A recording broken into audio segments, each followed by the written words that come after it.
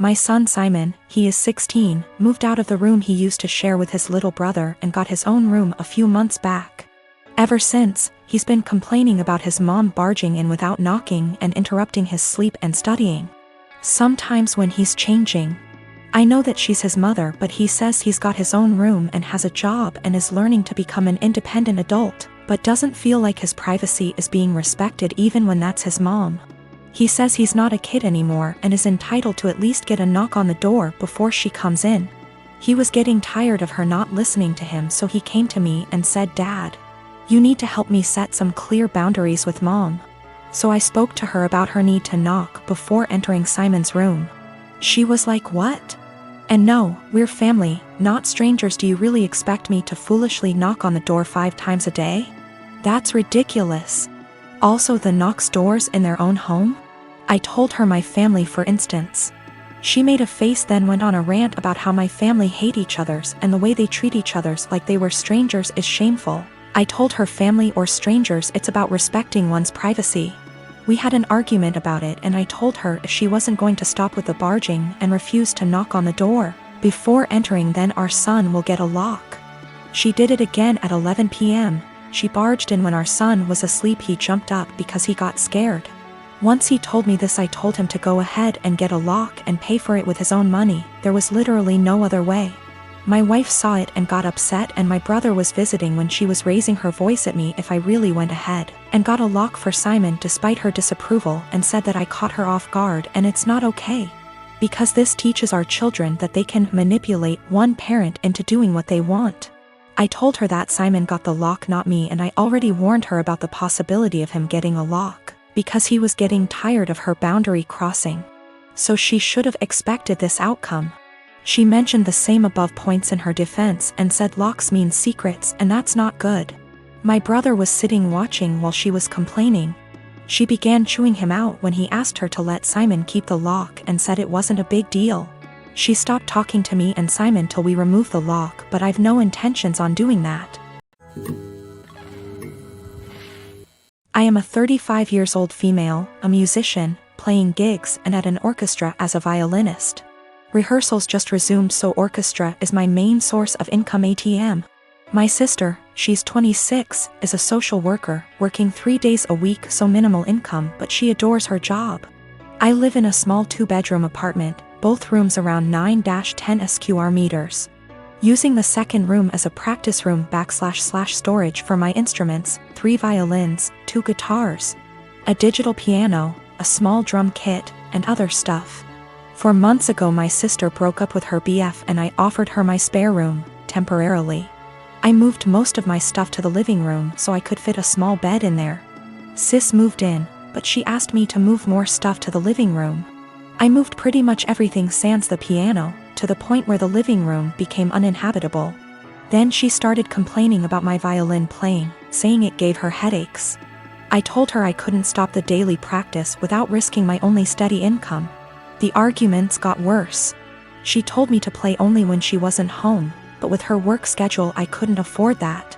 I tried switching to the electric violin, but even that can be pretty loud, so it didn't help. Several times I reminded her this was only a temporary arrangement, but she didn't seem to hear me. 2 weeks ago I arrived home to finding my piano in the bathroom, near water and humidity, because my sis needed the space for her new double bed. When I told her she can't SRSLY expect me to store my piano there, she said, "Yeah, you will just have to sell it, I guess." I got so mad I told her she has 7 days to leave, but she didn't take me seriously. For a week I only talked to her to remind her how much time she has left, but she always laughed it off, told me to stop acting like a crazy person. When the deadline came I boxed up all her stuff while she was at work, booked an Airbnb bedsit close by and drove her stuff there.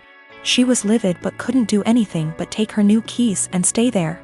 The following week she kept calling me with an increasingly apologetic tone, saying she shouldn't have moved my piano or bought a bed. She promised she would put more effort into finding a new place. And by the end of the week I considered most of our issues at least addressed, so I drove to help her move back. But when I was carrying the first box down, she went, "I do hope you will at least stop with the violin this time." I absolutely refused to take more of that ing violin. I dropped the box, wished her good luck and left. Now, 2 days later. On one hand, it feels like a huge overreaction to leave my own sister literally homeless because of an argument about the violin. I know she cannot afford to stay there, but on the other hand, I have no plans to allow her back here, because I feel she would just continue crossing boundaries and never leave. I used to work on a small team for a division of a multinational company. We used to primarily be staffed by what were called old-timers. Basically people who were close to being of a pensionable age who didn't want the hustle. That culture shifted and a lot of young blood has been brought in. I formerly worked there and was given a lateral move out. A colleague, Tina, still works there. Recently an opening for director came up and Tina came to me for help. She's been doing overtime and working hard to get noticed for this position. She's well qualified for it and has extensive experience at the company, so she was given a chance to interview for it. Tina is a single mother who has overcome poverty in childhood, racists / bigots in the industry, and worked hard to support her kids. She's had health issues but always fought hard. Tina is tenacious and hardworking, but there are issues. She struggles in some areas, and while she'd definitely make a great director as she's contentious, kind and courteous, the role is evolving and may be a bit of a stretch. Nonetheless, I helped her with her application and presentation. Beyond being colleagues, she and I are friends. We spend a lot of time outside of work together. We're the only women of color in our respective areas, and share a lot of our deep feelings and thoughts. She worked hard and put together a good presentation. I was really proud of her.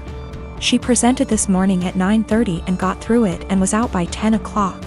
Most of the other applicants were internal and interviewed yesterday, but one person was recommended by a senior VP in a different department. The guy who was recommended is a 30-year-old hotshot. I think he may actually be in his late 20s. He will soon graduate from an Ivy League MBA and is the definition of corporate style. They gave him a last-minute presentation slot immediately following Tina.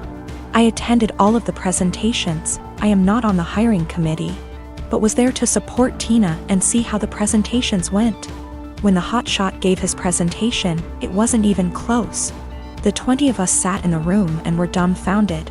Not only was his presentation visually appealing, but he noticed details none of us ever did, and he developed a pitch that was so innovative that our AVP asked to use a tagline he created. His technical analysis was so spot on that it was spooky. He understood issues facing our business unit without having to be told and had ready solutions to solve the problems. Questions they asked him were more about how he'll do things when he takes over the role. It was made very clear to him that this was his job, and they even provided an unofficial tentative start date. It is very clear that he understands the industry and his past experiences, such as professional work experience as well as winning top case competitions and academic awards, prepared him very well. The presentations were in totally different leagues. After he finished, he made a self-deprecating joke and took questions. He thanked us and left. We all sat there for a minute chatting when the AVP very loudly told the HR director to offer significantly above the salary and hammer out a start date immediately and get a contract signed. The VP who recommended him knew him from the MBA program, as the VP is a case coach there. He said he'd be his reference, and they are skipping all the formalities and going right to the offer. Tina has no idea. She was so happy with her performance, and she's sure she nailed it. She did well, about as well as the other candidates, but this guy is out and out in a different league.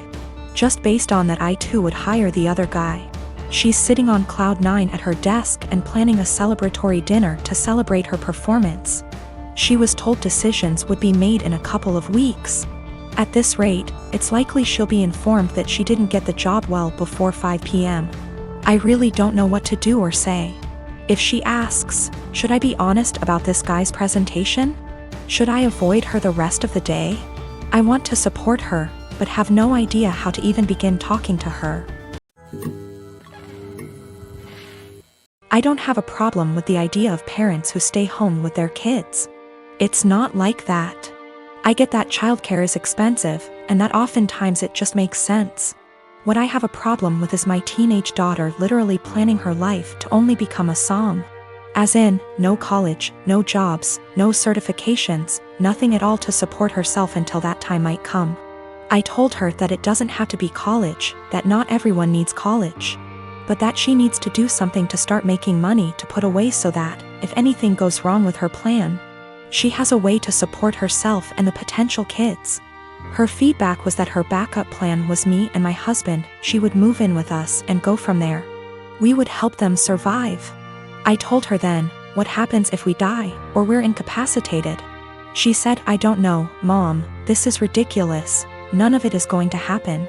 I told her bluntly that I don't want her becoming Nancy Botwin 2.0, that if something happens, she needs to have a backup plan and something behind her other than relying on other people. I emphasize that again, it does not need to be college. She can start working retail to learn customer service skills that she can carry on to doing call center work from home if need be. She can start working as a receptionist somewhere. She can do any number of things. But she says no, she's going to plan to be a som. With that all in mind, I asked her, when she graduates high school, what is she going to do? She said, just try to find a husband. Maybe marry someone in the military. I asked her again, in between that time, how is she going to pay her bills? Her rent? She said she assumed she would be living at home. I told her no, and that she would be moving out. She could live at home if she gets a job or tries to get some kind of community college degree or certification, but that if she insists on being a deadbeat loser and waiting for a man to come and rescue her, she's on her own. This didn't go over well, and I am now being held up as totally unreasonable, mean, etc. I don't think I'm wrong at all. I want to set her up for a lifetime of success and happiness. If this wonderful man who comes and whisks her away, knocks her up, etc., gets injured or dies, I don't want to have her come knocking at our door because she can't afford to take care of herself.